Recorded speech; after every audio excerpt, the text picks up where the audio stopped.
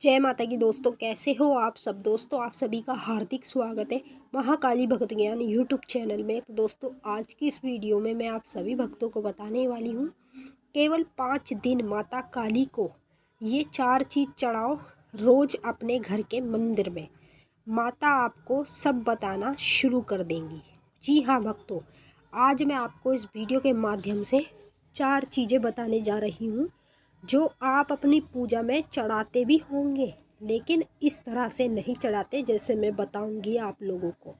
अगर आप इस तरह से चढ़ाना शुरू कर देते हैं तो माँ काली भी आप लोगों को सब कुछ बताना शुरू कर देती है। जो जानकारी आप माता काली से लेना चाहेंगे वही माता आपको सच्चे वचन पर बताना शुरू करेगी। और यहाँ पर आपको कुछ नहीं करना है, बस 5 दिन तक लगातार ये 4 चीज़ें चढ़ाओ। उसके 6वें दिन आप माता से वो पूछना जो आप पूछना चाहते हैं अपने लिए या अपने घर के लिए, तो आपको माता उसका जवाब स्वयं देगी। मतलब आपको माता काली हर चीज़ों के बारे में बताना शुरू कर देगी। जैसे मान लो आपके ऊपर कोई कष्ट आया हुआ है, ठीक है, और आपको तो मालूम नहीं है कि भाई मेरे ऊपर कष्ट आया हुआ है, तो माँ काली आपको सपने में पहले ही बता जाएगी कि तेरे ऊपर कष्ट आया हुआ है और इस कष्ट को हटाने के लिए क्या करना चाहिए। सब कुछ माता बता जाएगी और आप वैसा ही करेंगे जैसा माता बताएगी, तो जो कष्ट आया हुआ है वो टल जाएगा। तो इसमें आपका बहुत फ़ायदा होता है। अगर आप काली माता के भक्त हैं तो माँ काली को ये चीज़ें चढ़ाना बस शुरू कर दो, माँ काली भी आपको सब कुछ बताना शुरू कर देंगी। तो चलिए भक्तों, मैं आप सभी को पूरी जानकारी के साथ इस वीडियो में बताऊंगी, पर बताने से पहले एक छोटी सी रिक्वेस्ट आपसे करना चाहती हूँ। अगर आप महाकाली भगत ज्ञान यूट्यूब चैनल पे नए आए हो तो चैनल को जल्दी से subscribe, to like, share, comment जरूर कर लेना। बेल आइकन को ऑल पे सेट कर लेना ताकि हमारी जो भी न्यू वीडियो आए उसकी नोटिफिकेशन सबसे पहले आप सभी भक्तों के पास पहुँचे। तो देखिए, अधिकतर करके कुछ ऐसे लोग हैं, जैसे हमारे साथ कुछ लोग रहते हैं, ठीक है। अब वो हमारे सामने तो सामने रहते हैं, पर वो अंदरूनी हमारे लिए क्या सोचते हैं, हमारा भला चाहते हैं या बुरा चाहते हैं, इन चीज़ों के बारे में भी हमें बिल्कुल मालूम नहीं होता। हम तो उसे अच्छा ही समझेंगे अपने सामने वाले व्यक्ति को, है ना।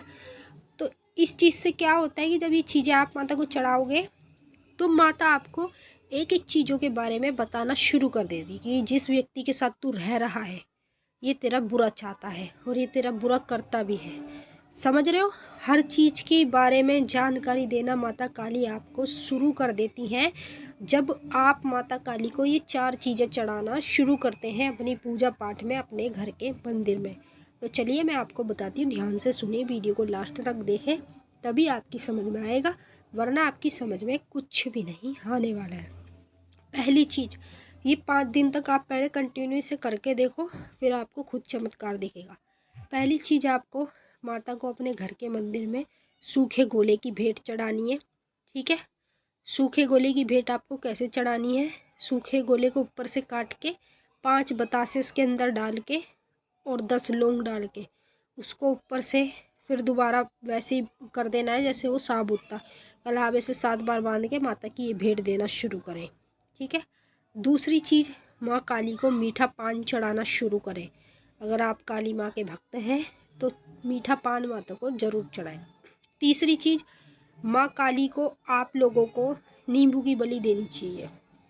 5 नींबू आप लोगों को माता को प्रतिदिन चढ़ाने चाहिए अपनी पूजा पाठ में।